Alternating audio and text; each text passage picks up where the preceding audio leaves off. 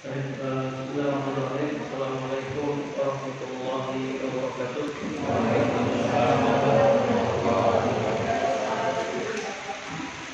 Innal hamdalillah nahmaduhu wa nasta'inuhu wa nastaghfiruh wa na'udzu billahi min shururi anfusina wa min sayyiati a'malina.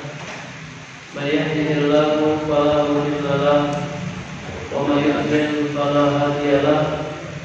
وأشهد أن لا إله إلا الله وحده لا شريك له وأشهد أن محمدا عبده ورسوله صلى الله عليه وسلم. أما بعد para jamaah rahimahullah, alhamdulillah kita bersyukur kepada Allah Subhanahu wa taala. Pada malam hari ini kita kembali bertemu dalam majelis ilmu, majelis yang diberkahi oleh Allah Subhanahu wa taala.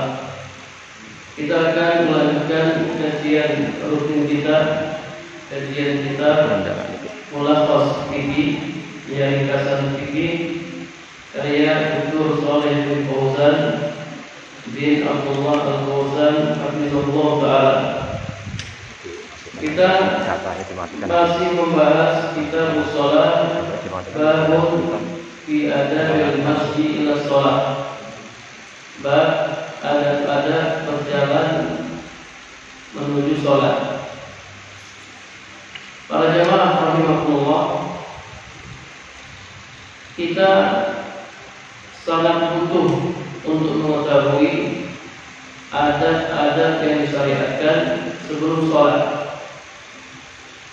Adab-adab yang disyariatkan sebelum sholat, isti'dadan laha, ini sebagai persiapan untuk melaksanakan sholat. Kenapa kita harus melakukan adab-adab sebelum sholat? Kenapa kita harus bersiap-siap sebelum sholat? Li'anna sholata ibadatun azimatun, karena sholat adalah ibadah yang agung. Yang bagi ayasbiqaha istidadun wa tahayyun munasib, yang selayaknya didahului oleh persiapan yang munasib, yang sesuai, yang cocok, supaya kita mengerjakan ibadah ini dengan penampilan yang paling indah, ala ahsanil hayat. Jadi tidak hanya asal mengerjakan sholat, tapi ada adab-adab yang harus kita perhatikan sebelum sholat.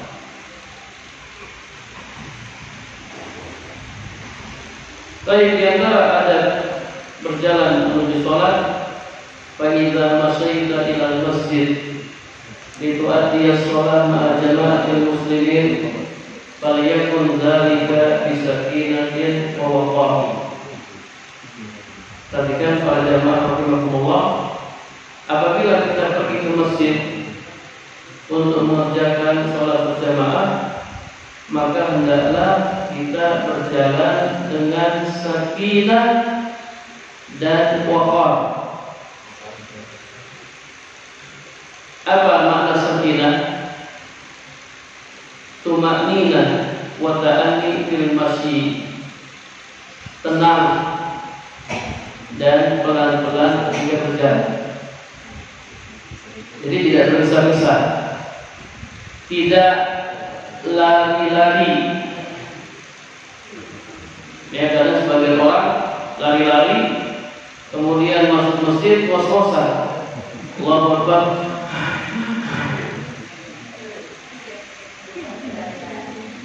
Tenang, pelan-pelan, tidak tergesa-gesa. Wal waqar, ma makna waqar? Ar-razana wal hilmu wa ghaddul basar wa khafdus shaut wa qillatul iltifat. Penuh semangat, santun, ghaddul basar. Ma makna ghaddul basar? Tundukkan pandangan. Jadi jangan lihat ke sana kemari. Ini mau pergi ke masjid, khafussaut, memelankan suara, wa qillatul iltifat, dan tidak banyak menoleh. Jalannya pelan-pelan, tenang, tidak tergesa-gesa, penuh semangat, santun, menundukkan pandangan, memelankan suara, dan tidak banyak menoleh. Kira-kira selama ini ketika kita ke masjid sudah seperti ini atau belum? Belum. Ada yang teriak-teriak, "Weh!" Ada yang teriak sana, ada yang teriak sini. Ada yang lari-lari, ada yang berdesak-desak. Tidak seperti itu. Waqad warada fi sahihain an Nabi sallallahu alaihi wasallam qala idza uqimatis shalah wa fil lafzin idza sami'tumul iqamah famshu wa alaikumus sakinah. Diriwayatkan dalam sahihain, yakni Sahih Bukhari dan Sahih Muslim, dari Nabi sallallahu alaihi wasallam, beliau bersabda, apabila iqamah salat telah dikumandangkan, dalam lafaz lain, apabila kalian mendengar iqamah salat, famshu wa alaikumus sakinah, maka berjalanlah dengan tenang. Biasanya kalau sudah iqamah kita terburu-buru, kita tergesa-gesa. Kata Nabi, famshu wa alaikumus sakinah, jalan dengan tenang. Fama adraktum fasallu wa ma fatakum fatimu. Apa yang kalian dapati maka salatlah, dan apa yang luput dari kalian maka sempurnakanlah. Kenapa kita tergesa-gesa kalau sudah iqamah? Apa yang ingin kita raih supaya tidak terlambat? Yang tidak, yang lari-lari dan seterusnya. Kata Nabi, tidak usah takut tidak terlambat. Apa yang kita dapat kita sholat. Jadi kalau imam misalnya sudah selesai satu rakaat, ya masih tersisa beberapa rakaat, apa yang kita dapati itu yang kita kerjakan. Kita datang, imam sedang sujud, ya sudah kita sujud ikut imam.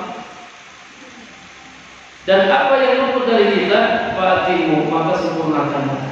Jadi nggak usah tergesa-gesa, tidak usah tergesa-gesa, tidak usah terburu-buru. Warawa Imam Muslim qala inna ahadakum idza kana ya'budu ila shalah wa huwa fi shalah. Masyaallah, ini hadis yang luar biasa. Mungkin selama ini kita belum tahu kenapa kita disuruh tenang, pelan-pelan. Kata Nabi SAW, sesungguhnya salah seorang di antara kalian apabila berangkat sholat, fahuwa fi shalah, maka dia dihitung sholat. Ketika kita berangkat dari rumah menuju masjid, itu kita dihitung sholat. Jangan lari-lari, jangan tergesa-gesa.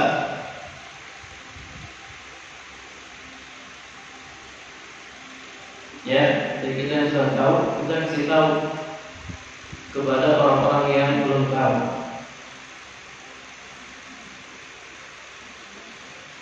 Kemudian ada yang berikutnya, wal yakun khurujuka ayyuhal muslim ilal masjid mubakkiran. Hendaknya kita pergi ke masjid di awal waktu. Masyaallah, ini juga nasihatnya untuk kita semua. Pergi ke masjid di awal waktu. Itu ketika takbiratul ihram, supaya kita dapat takbiratul ihram. Dari imam takbir Allahu Akbar, kita sudah ada di belakang imam, kita langsung takbir Allahu Akbar, takbiratul ihram imam. Apa keutamaan mendapatkan takbiratul ihram imam? Kata Nabi sallallahu alaihi wasallam, man shalla lillah arba'ina yawman fi jama'atin yudriku takbiratul ula kutibat lahu bara'atun minan nar wa bara'atun minan nifaq. Hadis riwayat Tirmizi. Barang siapa yang sholat lillah, karena Allah Subhanahu wa taala, hari di jamaah secara berjamaah, dia dapat takbir yang pertama, yang takbiratul ihram, kutibat lahu bara'atan, maka dicatat baginya 2 pembebasan,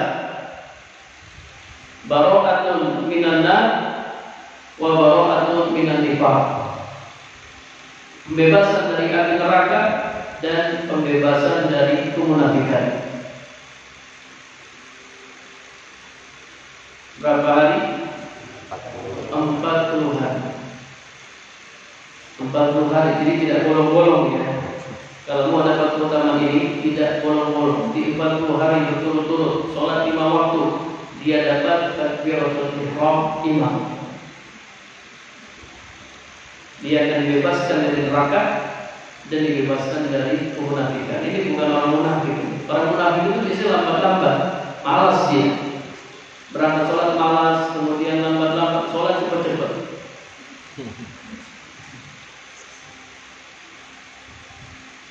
Coba ya, kalau ada yang bisa, masya Allah. Ustaz, 40 hari berat Ustaz, ya kita coba 3 hari dulu lah. Nanti kalau 3 hari berhasil, 5 hari, sepekan, 2 pekan, 3 pekan, sebulan, 40 hari.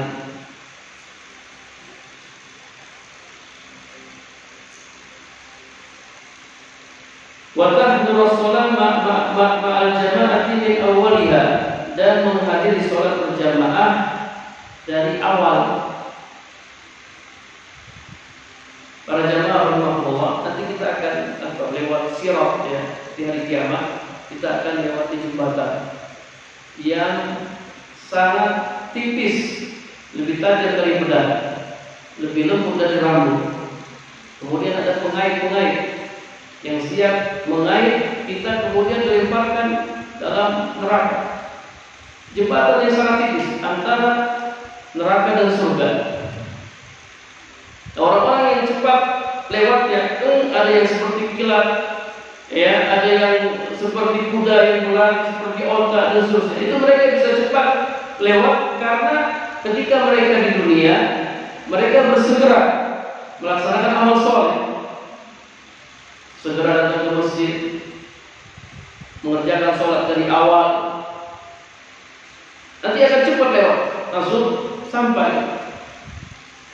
Adapun orang yang lambat, ya, atau yang tidak melaksanakan perintah Allah, mereka tidak bisa melewati jembatan tersebut. Wa qarib baina khutuka fi mashyika ila shalah, dan pendekkanlah langkah-langkah kakimu ketika berjalan menuju sholat. Litaktsura hasanatuka, supaya banyak pahala. Masya Allah. Tahu mana pendekkan langkah? Ya, jadi biasanya kita jalan itu, ya, langkahnya panjang, ya. Ini dapat sedikit kita. Tapi kalau kita pendekkan dulu.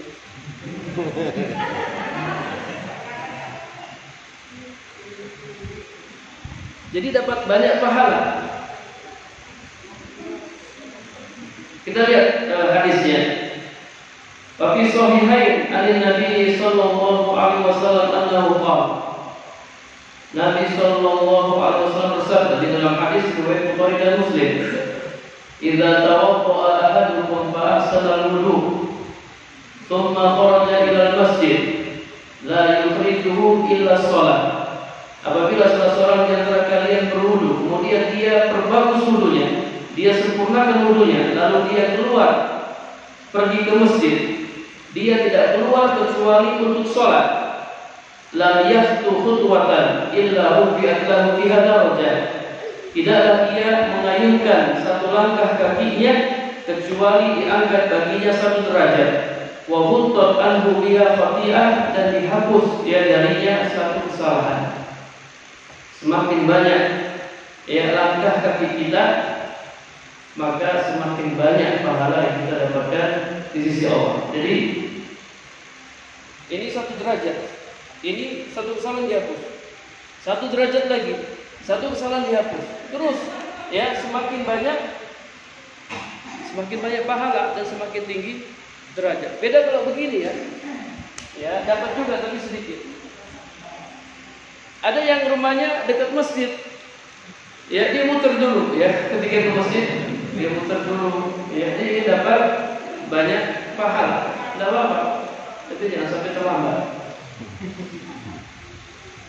Memendekkan langkah kaki ketika berjalan menuju masjid.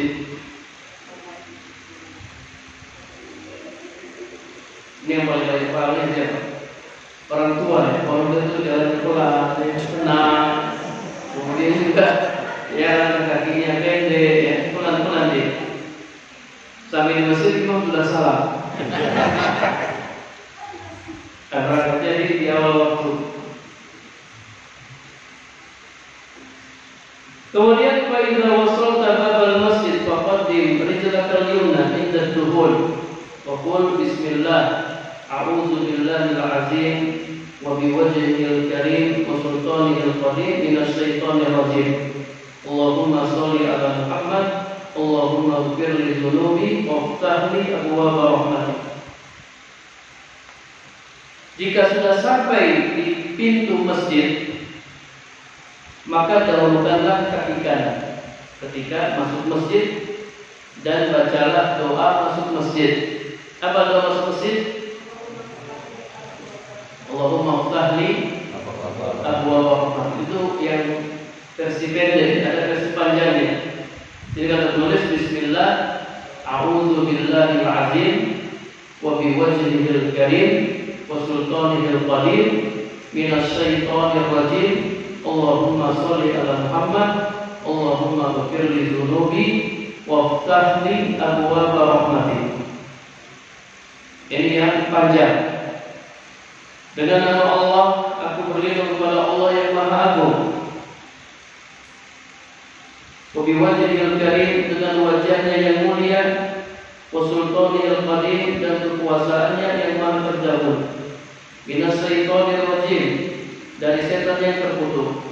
Allahumma sholli ala Muhammad, ya Allah curahkanlah sholawat kepada Muhammad. Allahumma ighfir li dzunubi, ya Allah ampunilah dosa-dosaku. Waftah li abwaaba rahmatik, dan bukakanlah untukku pintu-pintu rahmatmu. Wa idza aradta al-khuruj faqaddim rijlakal yusra. Apabila hendak keluar dari masjid, maka dahulukanlah kaki kiri dan bacalah doa yang tadi kita baca.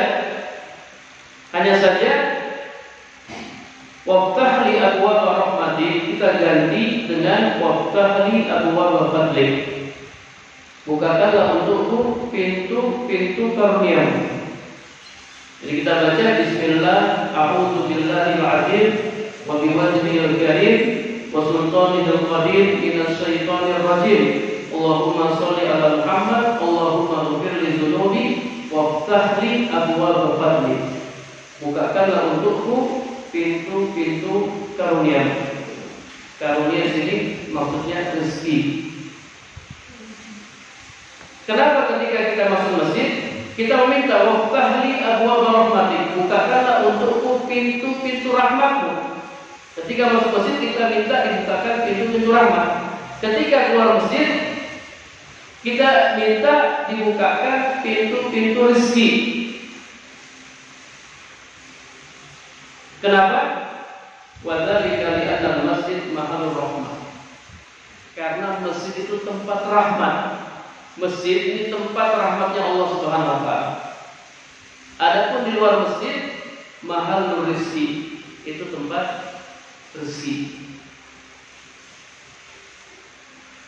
Jadi di masjid dapat rahmat, di luar masjid dapat rezeki. Di masjid dapat rahmat, di luar masjid dapat rezeki. Coba Anda perhatikan orang-orang yang datang ke masjid, itu masya Allah rezekinya lapang. Ya, rezekinya lapang. Anda bisa lihat orang yang datang ke masjid.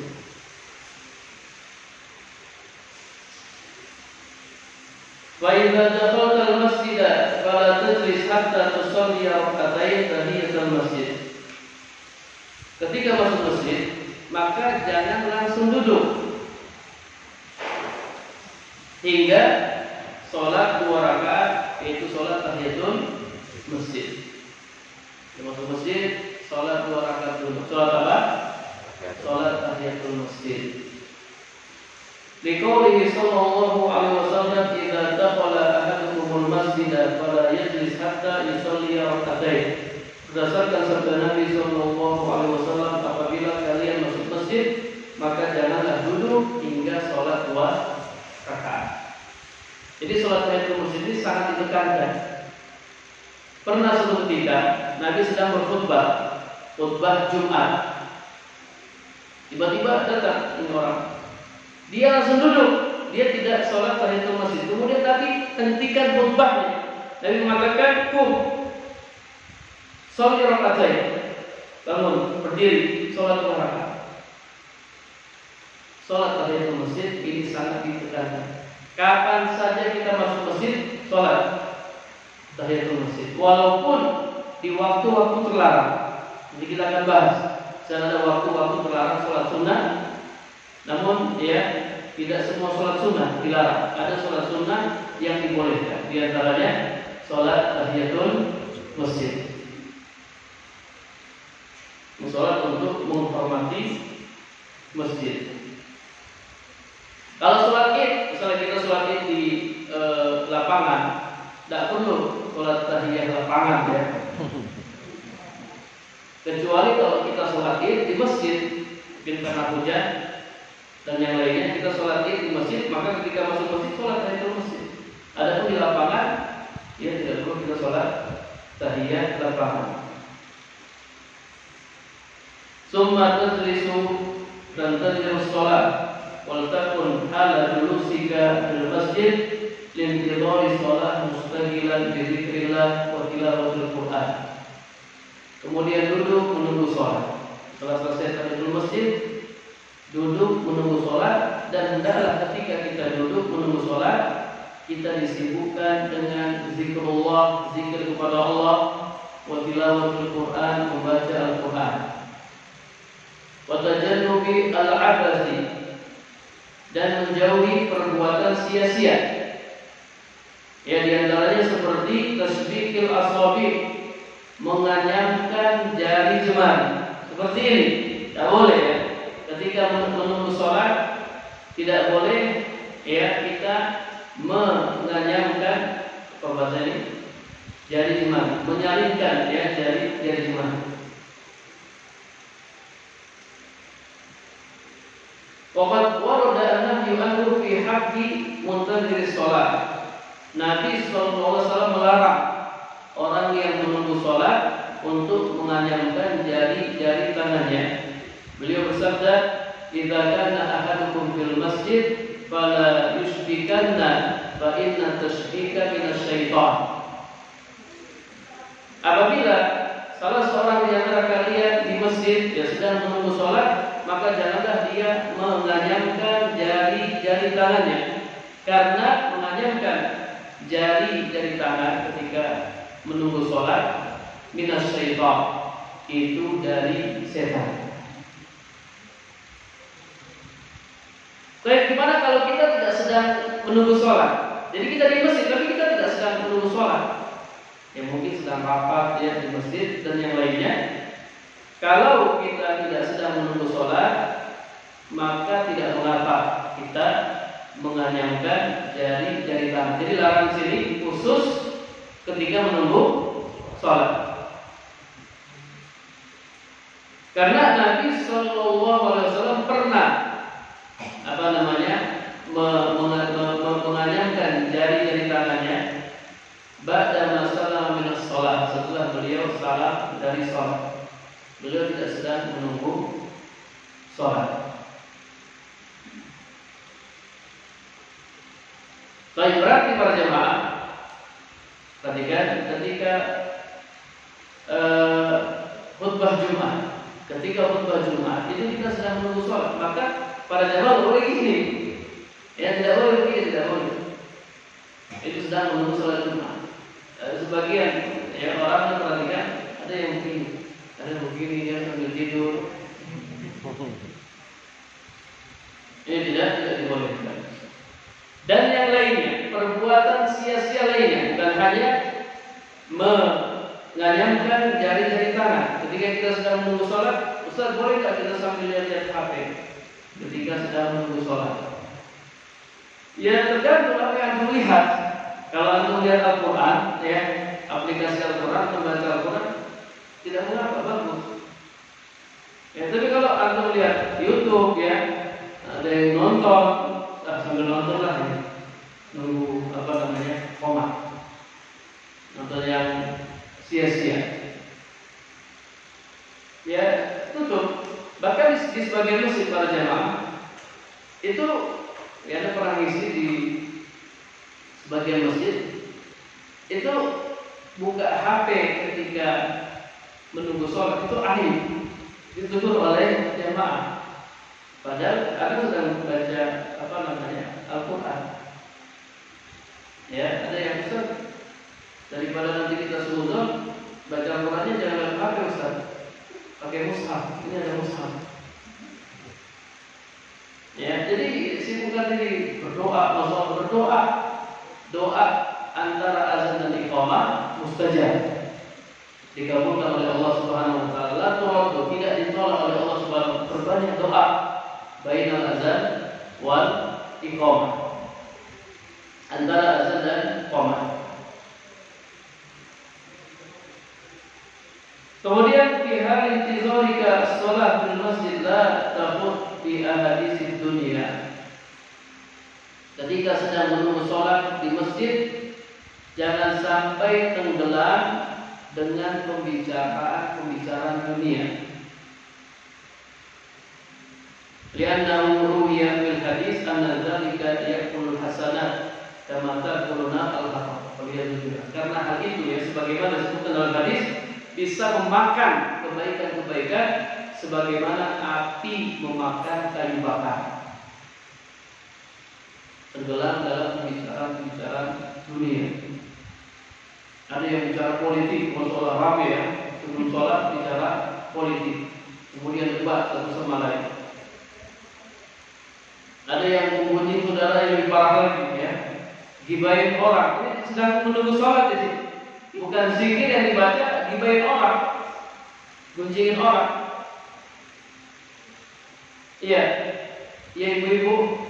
Ibu sini sholat enggak? Ibu sini enggak?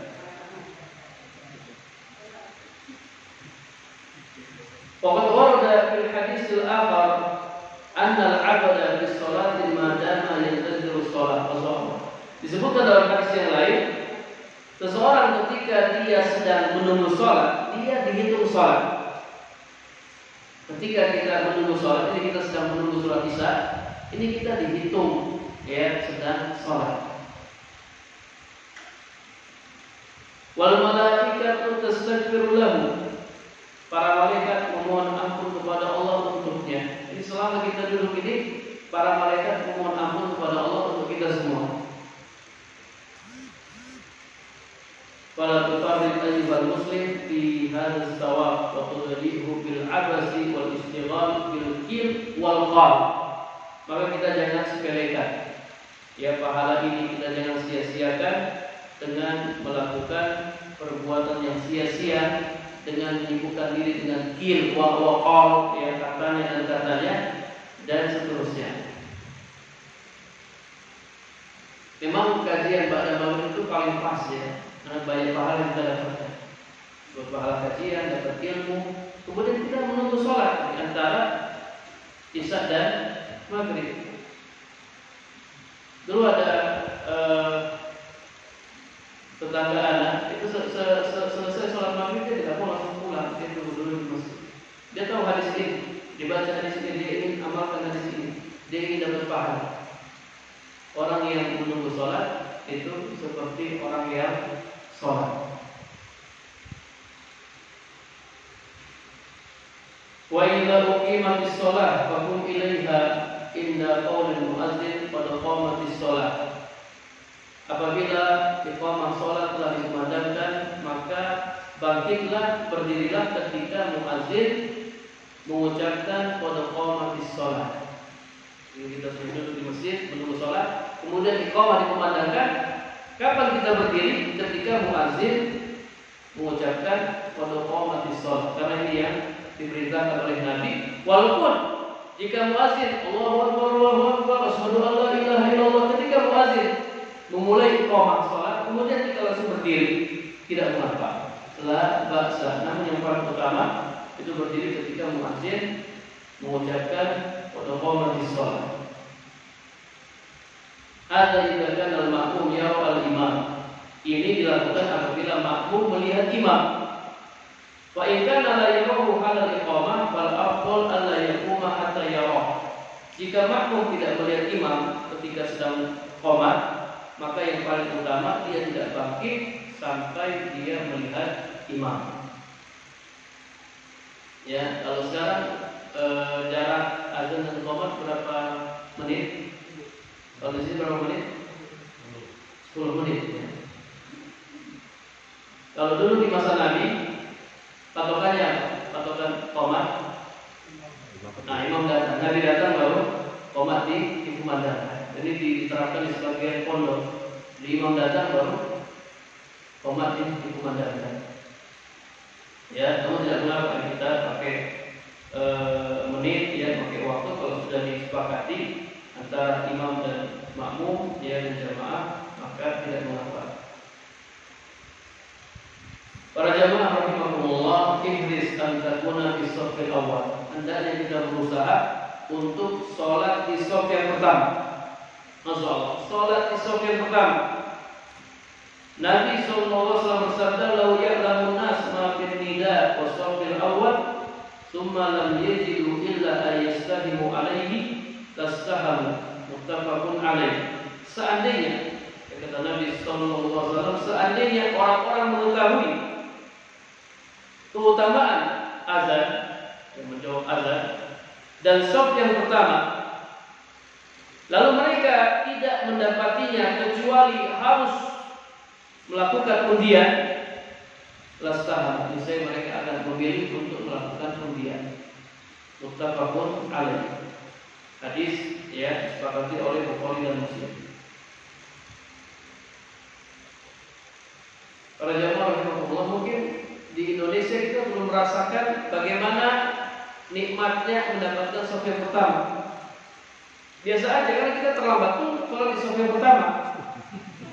Saking sedikitnya jamaah, apalagi kalau sholat subuh, apa, ya, lomba-lomba apa, tiap hari dalam shaf pertama. Ada di suatu masjid itu yang qomat, yang azan, yang qomat, yang jadi imam, dia di borong pahala. Karena tidak ada orang yang sholat sendiri. Saat kalau kita sholat di Masjid Nabawi, Masya Allah, susah dapat shaf pertama, susah sekali. Anak 4 tahun di Madinah, anak tidak dapat shaf pertama, dapat shaf kedua. Itu sudah dari awal datang. Ya, jadi kampus dan Masjid Nabawi itu jaraknya ya jauh, kurang lebih setengah jam berjalan atau 20 menit. Jadi kita pergi lebih awal. Kita sholat asar, ya, maghrib isya. Kalau sholat zuhur nanti sekarang kita kuliah. Datang di awal waktu itu shaf pertama sudah penuh. Kadang kita nunggu di shaf yang kedua, nunggu nih orang ke belakang, nunggu dia batal, ya. Nunggu dia wudu, kemudian kita ambil tempat. Ternyata ketika dia wudu, ya, atau dia ke belakang, itu dia lepas pecinya atau imamahnya dilepas, ditaruh situ. Dia pergi, itu tidak boleh diambil. Kalau diambil bisa ribut.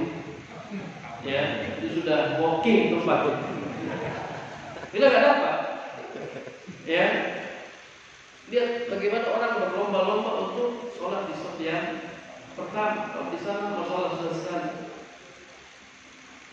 Seandainya kita mengetahui, ya, keutamaan shaf yang pertama, kita akan berlomba-lomba untuk mendapatkannya. Nabi SAW bersabda, "Khairus sufufir rijal awwaluha." Sebaik-baik shaf bagi laki-laki adalah shaf pertama. Kemudian wahris ala qurbi minal imam. Berusahalah untuk dekat dengan imam. Bukan hanya shaf yang pertama, tapi yang dekat dengan imam. Waqad qala sallallahu alaihi wasallam liyalini minkum ulul alhaq wan nuha. Nabi sallallahu alaihi wasallam bersabda, hendaklah yang berada di belakangku adalah orang-orang yang berakal dan orang-orang yang yang sudah balik, atau orang-orang yang punya banyak hafalan Al-Quran. Dan waktunya masih 2 menit. Ya, jadi sholat pertama, kemudian dekat dengan imam. Kita kalau lihat sholat di Masjidil Haram, itu yang di belakang imam. Ya, dari imam sudah itu yang di belakang itu imam besar juga, bukan orang sembarangan. Kita nggak bisa masuk kalau di situ, dilarang sama petugas. Baik, ini bagi laki-laki. Adapun bagi perempuan, saf yang paling utama yang mana? Saf yang paling belakang. Untuk perempuan yang paling utama saf yang paling belakang. Lianna dzalika ab'adu laha an ru'yatir rijal. Karena yang paling belakang itu lebih jauh dari melihat laki-laki. Baik, ini kalau tidak ada pemisah atau tidak ada ruangan khusus. Kalau ada ruangan khusus untuk perempuan dan pintunya juga khusus, artinya mereka terhalang dari laki-laki, maka yang paling utama bagi wanita yang paling depan, saf yang paling depan. Kalau wanita sudah dipisah dengan laki-laki, berada di ruangan khusus dan pintunya juga khusus. Baik, sudah azan. Kita dengarkan azan dulu. Kalau ada pertanyaan, kami persilahkan. Wallahu a'lam bishawab.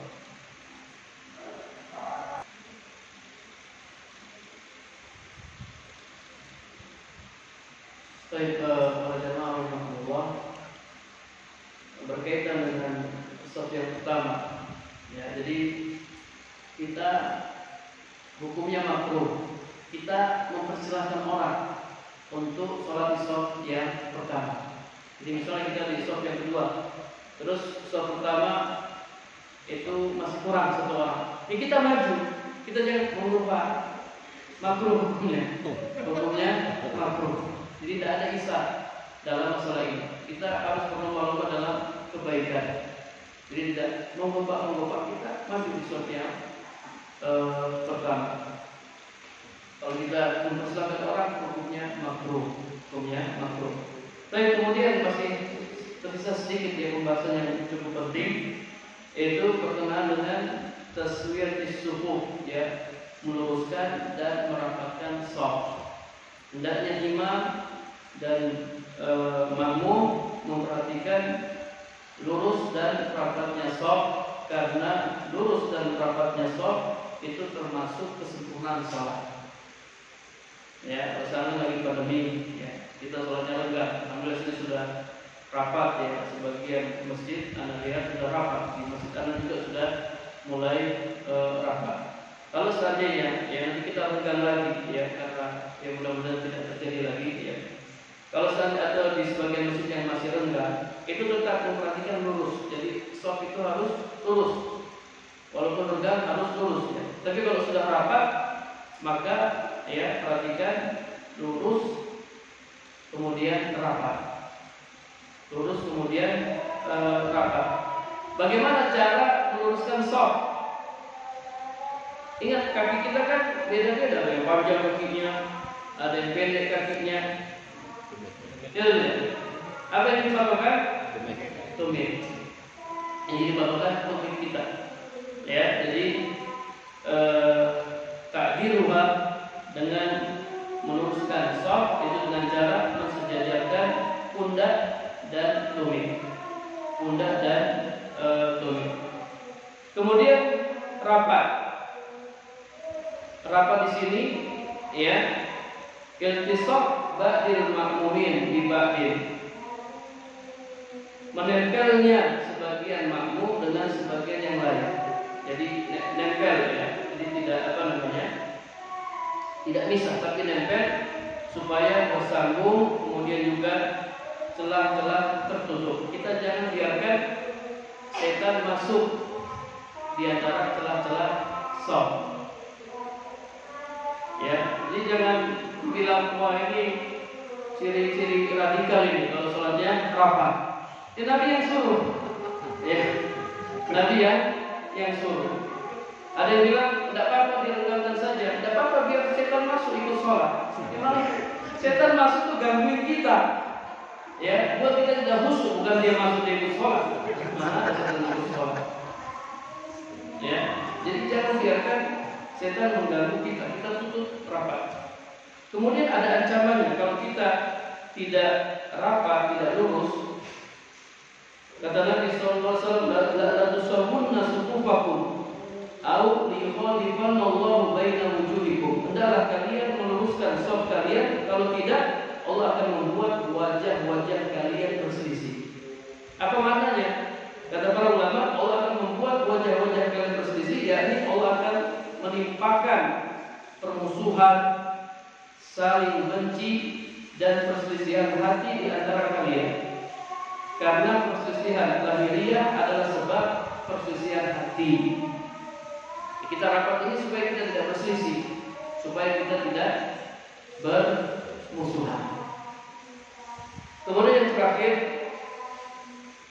yang harus kita perhatikan juga, merapatkan shaf itu tidak berarti kita merenggangkan kedua kaki hingga membuat sempit orang yang ada di samping kita. Sebagian orang ketika sholat begini,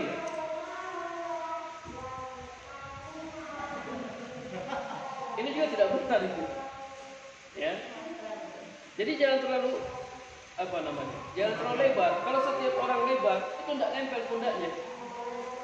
Ya, ada celah. Apa ininya ukurannya? Pundak. Ya, pundak kita. Ya, tidak terlalu kecil. Ini juga tidak benar. Dan juga tidak terlalu lebar. Kemudian para jamaah rahimakumullah, ketika kita rapat sholat, kita tidak kita tidak menyakiti orang yang di samping kita. Ya, karena ada sebagian orang nggak mau dirapati. Kalau kita rapat dia diinjak kaki kita. Ya, ketika rukuk dia gini, ketika sujud dia buka lebar-lebar. Tidak seperti itu. Tidak seperti itu. Kita lembut dengan saudara kita. Kita lembutkan tangan kita, lembutkan kaki kita. Ustaz, kalau dia tidak mau gimana Ustaz? Kita rapat, jadi posisi dekat imam ya. Kita rapat dia menjauh, ya, kita kejar terus. Ya, tapi kalau dia menjauhnya ke sana, nggak perlu dikejar, karena merapat itu ke imam, bukan ke tembok ya atau ke dinding. Selain ini beberapa hal yang harus kita perhatikan, ya mudah-mudahan bermanfaat, ya mudah-mudahan kita bisa melaksanakan adab ini supaya kita meraih pahala yang besar di sisi Allah Subhanahu wa taala. Ada pertanyaan dari jemaah? Mungkin ada pertanyaan dari jemaah. Ada 3 menit. Ibu-ibu atau bapak-bapak. Ya. Assalamualaikum warahmatullahi wabarakatuh. Waalaikumsalam warahmatullahi wabarakatuh. Ustaz, kan tadi ini dibahas tentang fikih ada pada dalam perjalanan di masjid. Kalau seperti tempat kami ada masjid yang dekat, tapi imamnya kalau bacaan yang sirnya terlalu cepat, jadi kita belum selesai baca Al-Fatihah terlalu cepat, akhirnya saya mungkin yang sedikit lebih jauh tapi menggunakan mata Ustaz. Apakah ini masuk dalam pahala yang disebutkan kaki kiri mengangkat dosa dan kaki kanan mengangkat derajat seseorang? Iya. Nah, kalau kita pakai kendaraan masuk, ya cuma hitungannya gimana? Apa putaran roda atau gimana? Allah alam, tetap dapat. Cuma ini sering ditanyakan yang seperti ini. Jadi masjidnya dekat, tapi imamnya mungkin bacaannya cepat atau tajwidnya nggak bagus, ya, atau dia tidak paham hukum sholat dan seterusnya. Ini solusinya bagaimana Ustaz? Sementara imam yang masjid yang jauh itu bagus imamnya. Ya solusinya ganti imamnya. Ganti imamnya. Karena tidak ada sembarang jadi imam. Nanti kita akan bahas ahkamul imam, hukum-hukum menjadi imam. Tidak sembarang orang jadi imam. Ada syarat-syarat yang harus dia penuhi. Ganti imamnya. Ustaz, imamnya nggak mau diganti Ustaz. Sudah tua, ya. udah sepuh, wah dia repot juga kalau Sabar. ya.